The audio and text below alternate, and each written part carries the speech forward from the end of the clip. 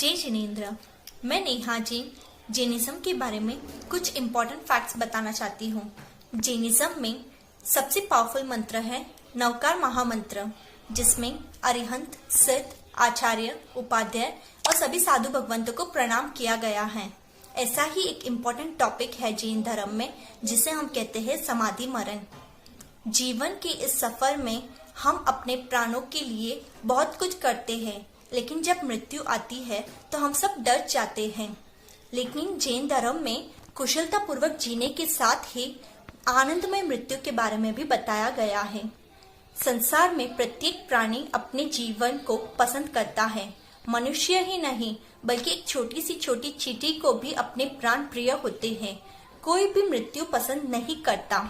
संसार का सबसे दुखद विषय है तो वह है मृत्यु, जिसके लिए हम सब संघर्ष करते हैं कि हमें कभी भी मृत्यु ना आए। इस जैनिज्म में समाधि मरण के ऊपर एक बहुत ही खूबसूरत लाइन लिखी गई है। जेनु मृत्यु सुधरियो, मृत्यु समाधिमय बनियो, एनु जीवन सफल थायो। इसके बारे में आज हम बताएंगे कि समाधिमय क्या होता है, समाधि मरण किसे कहते हैं और जैन धर्म में समाधि मरण को महोत्सव क्यों बताया गया है।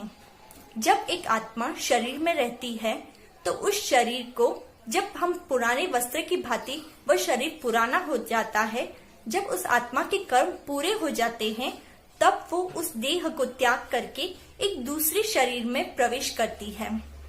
तो जब वो आत्मा एक शरीर का त्याग करके दूसरे शरीर में प्रवेश करती है, उसे हम मृत्यु कहते हैं। तो वो मृत्यु आने पर हम क्यों डर जाते हैं? जब हमारे कर्मों के सभी रूप पूरे हो जाते हैं, तभी हमें मृत्यु प्राप्त होती है।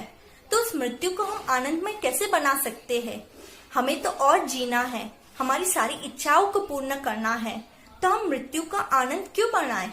मृत्यु तो आए तो हमारी इच्छाएं दब जाए, ऐसा सोचना गलत है।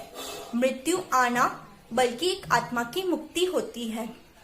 हमारे कर्म सब पूरे होने पर आत्मा की मुक्ति, जैसे एक पक्षी पिंजरे में कैद होता है, वैसे ही एक आत्मा शरीर के रूपी पिंजरे में कैद होती है।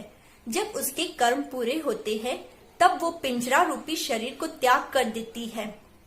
इस मृत्यु को हम कैसे महोत्सव पूर्वक मनाएं?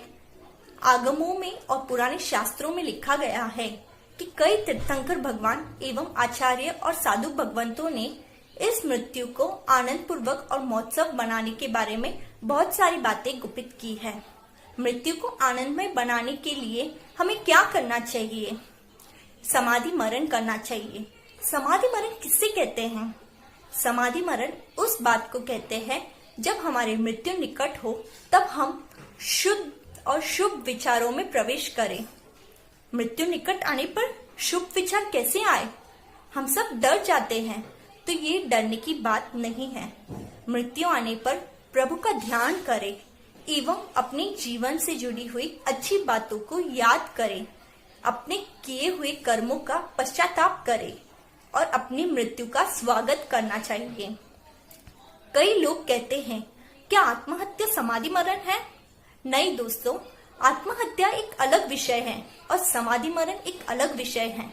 आत्महत्या राग द्वेष से जुड़ी हुई है, लेकिन समाधि मरण राग द्वेष से मुक्त है।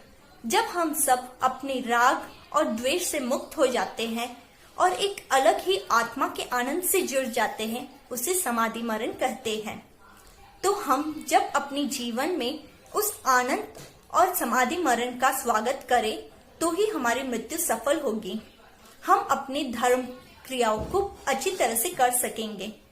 अगर हम मृत्यु से डरते रहेंगे तो हमारे जीवन में कई सारे कठिनाई मोड़ पर हम यही सोचते रहेंगे, अगर मुझे मृत्यु आ गई तो मेरे परिवार का ध्यान कौन रखेगा?